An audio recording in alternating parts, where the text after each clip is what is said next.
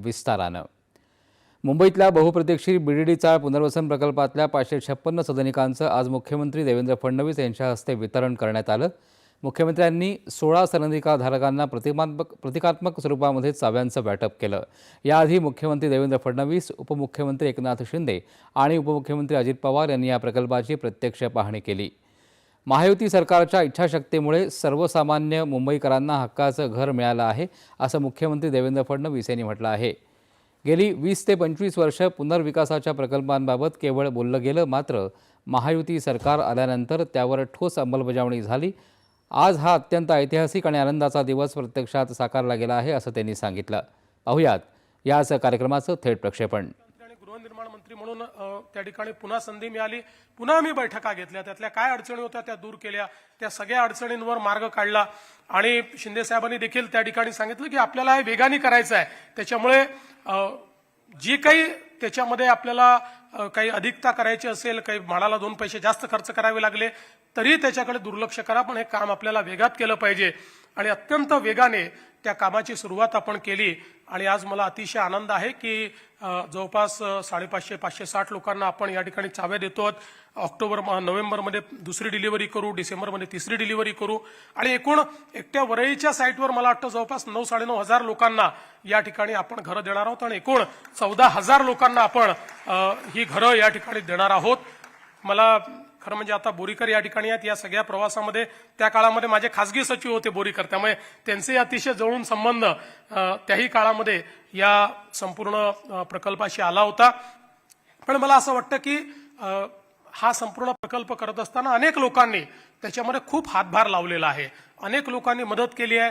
शेवटी असे प्रकल्प होताना काही मोर्चे होतात, काही अजून वेगवेगळ्या गोष्टी होतात, पण त्यावेळी ज्या ज्या अडचणी आल्या त्या अडचणीतनं आपण मार्ग काढला। आमचे किरण शेलार या ठिकाणी आहेत, ते माझ्याकडे 3-4 वेळा डेलिगेशन घेऊन आले, काही बदल त्यांनी सुचवले, तेही आपण त्या ठिकाणी मान्य केले। आणि मला असं वाटतं की शेवटी आपण समाजाकरता करत असताना किमान आमच्या महायुती सरकारचं नेहमीच अशा प्रकारचं काम राहिलेलं आहे की समाजाकरता आपण करतोय तर कुठे आडमुठी भूमिका घ्यायची नाही। एखादी गोष्ट जर बदलावी लागली, एखाद्या गोष्टीत रिलॅक्सेशन द्यावं लागलं तर ते रिलॅक्सेशन दिलं पाहिजे, अशा मताचे आम्ही सगळे असल्यामुळे आज मला असं वाटतं की अतिशय महत्त्वाचं हे काम या ठिकाणी झालेलं आहे। आणि मला याही गोष्टीचा आनंद आहे की आमचे नेते गोपीनाथरावजी मुंडे यांचं जे स्वप्न होतं की पोलिसांना त्या ठिकाणी घर मिळालं पाहिजे, आज ते पोलिसांनाही हक्काचं घर आपण या बीडीडी चाळीमध्ये या ठिकाणी देतो आहोत। आणि त्याच्याकरता सरकारने 50 लाख दर ठरवला होता, पण शिंदे साहेब मुख्यमंत्री झाले, पोलीसवाले आले, शिंदे साहेबांनी म्हटलं नॉमिनल 15 लाख रुपये, आणि 15 लाख रुपयात आमच्या पोलिसांना त्या ठिकाणी हे मालकी हक्काचं घर मिळत आहे। ही पण मला असं वाटतं की अतिशय आनंदाची गोष्ट आहे।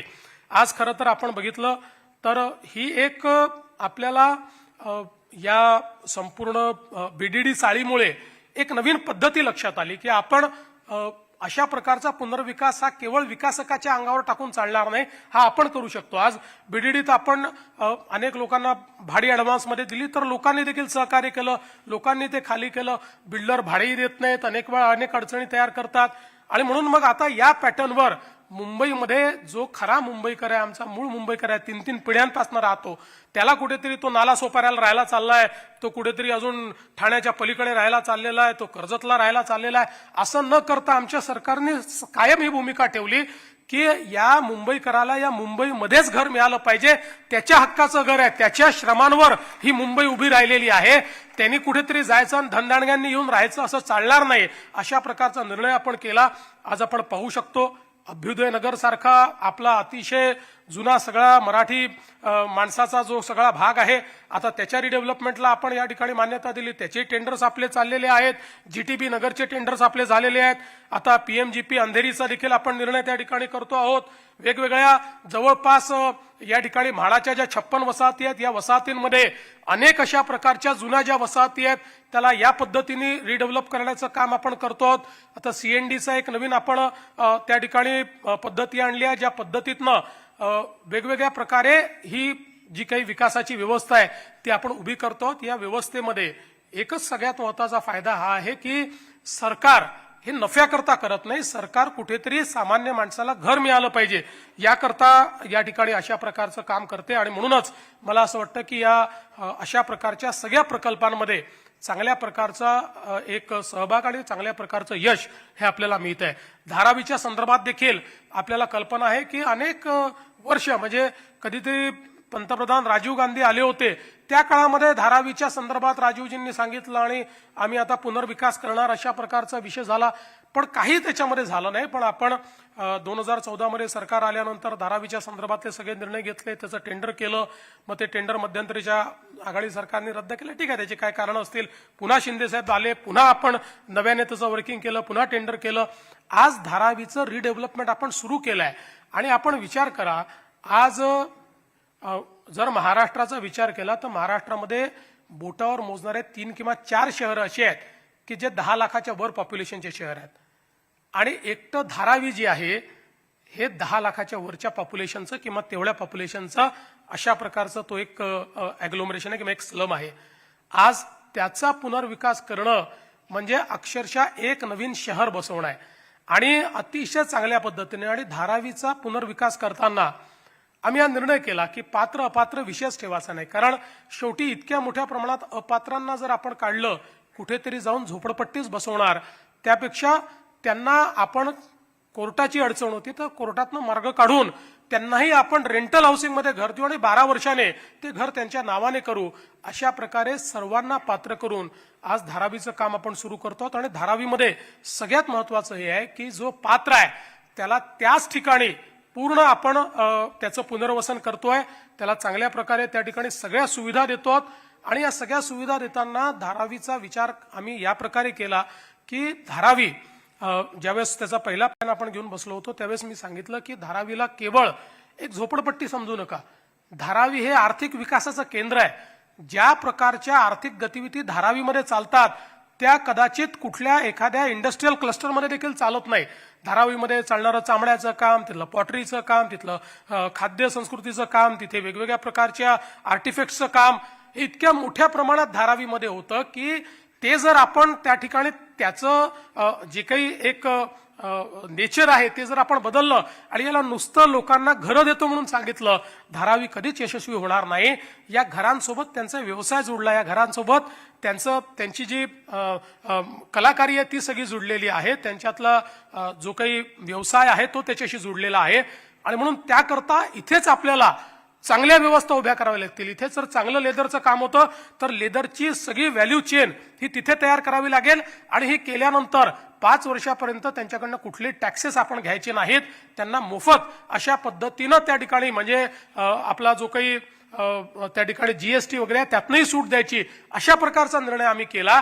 आणि त्यामुळे आज केवळ एक धारावीच्या रिडेव्हलपमेंटमध्ये केवळ एक स्ट्रक्चर उभं होणार नाही आहे, तर धारावीमध्ये एक अतिशय व्हायब्रंट अशा प्रकारची औद्योगिक वसाहत देखील उभी होते, जी औद्योगिक वसाहत खऱ्या अर्थानं हजारो लोकांच्या हाताला काम देणार आहे आणि हजारो लोकांचं जीवन देखील त्या ठिकाणी बदलणार आहे. आणि म्हणून मला असं वाटतं की एकूणच आपल्या सरकारचा जो काम करण्याचा जी पद्धत आहे ही पद्धत अतिशय विचारपूर्वक आणि इन्क्लुझिव्ह ज्याला म्हणतो सर्वसमावेशक अशा प्रकारचा आपला प्रयत्न आहे. अर्थात लोक टीका करतात, लोक त्याबद्दलही बोलतात, पण जगामध्ये असं कुठली निर्मिती आहे जी टीकेशिवाय झाली आहे? जोपर्यंत तुम्ही टीका सहन करणार नाही, शिवाय सहन करणार नाही, तोपर्यंत नवीन निर्मिती होऊ शकत नाही. त्यामुळे सगळ्या टीका आणि कितीही शिव्या लोकांनी दिल्या तरी आमच्या सरकारने मुंबईकरांच्या जीवनामध्ये जे गुणात्मक परिवर्तन करण्याचा निर्णय घेतलेला आहे ते केल्याशिवाय आम्ही थांबणार नाही, हा विश्वास आजच्या निमित्ताने मी व्यक्त करतो. आणि हा विश्वास व्यक्त करण्याकरता हा फोरम याकरता महत्वाचा आहे की ज्यावेळी आम्ही बीडीडीचंही रिडेव्हलपमेंट सुरू केलं त्यावेळी अनेक लोकांनी आमचाही उपहास केला, आम्हाला शिव्या दिल्या, आम्हाला उलाना दिल्या. अनेक लोकांनी सांगितलं, खूप लोकांनी सांगितलं असं कधी होतं का, हे होणार नाहीये, तुम्ही कुठल्या तरी बिल्डरच्या घशात घालणार आहात, तुम्हाला फक्त याच्यामध्ये बिल्डर घुसवायचे आहेत, अशा अनेक शिव्या आम्ही देखील खाल्ल्या. पण आज जे आम्ही सांगितलं ते आम्ही करतो हे दाखवण्याचा दिवस असल्यामुळे मला असं वाटतं की यातनं सरकारच्या कार्यपद्धतीवर जनतेचा विश्वास देखील वाढेल. आणि पुन्हा एकदा मुंबईकरांकरता जे आमच्या सरकारचं कमिटमेंट आहे ते कमिटमेंट यातनं निश्चितपणे आपल्या समोर अधोरेखित होईल हा विश्वास मी व्यक्त करतो. आमच्या ज्या ज्या लोकांना आज चाव्या मिळालेल्या आहेत त्या सगळ्यांना मी मनापासून शुभेच्छा देतो. अजितदादांनी उत्तम सल्ला दिलाय की घरं विकू नका. ही घरं जी आहे ही घरं खरं म्हणजे मी असं म्हणेन की पूर्वी आपल्याकडे सोनं सांभाळून ठेवायचे की पुढच्या पिढीला काय द्यायचं आहे तर सोनं सांभाळून ठेवायचे. पण मुंबईमध्ये सोन्यासारखीच घरांची किंमत आहे. त्याच्यामुळे पुढच्या पिढ्यांना काय द्यायचं तर हे घर आपल्याला पुढच्या पिढ्यांना द्यायचं आहे असा विश्वास मनामध्ये ठेवा आणि हे करा. आणि दुसरी सूचना जी आमच्या शिंदे साहेबांनी दिली आहे ती अतिशय गांभीर्याने आपण सगळे मिळून विचार करू की आमच्या केवळ भावाच्या नावाने नाही बहिणीचं आमच्या नाव त्याच्यावर आलं पाहिजे असा गांभीर्याने विचार निश्चितपणे आपण त्या संदर्भात करूया. मी पुन्हा एकदा सर्व अधिकाऱ्यांचं आणि ज्या ज्या लोकांनी या बीडीडीच्या निर्मितीमध्ये त्या ठिकाणी मदत केली त्या सगळ्यांचे आभार मानतो आणि माझे 2 शब्द संपवतो. धन्यवाद. जय हिंद, जय महाराष्ट्र.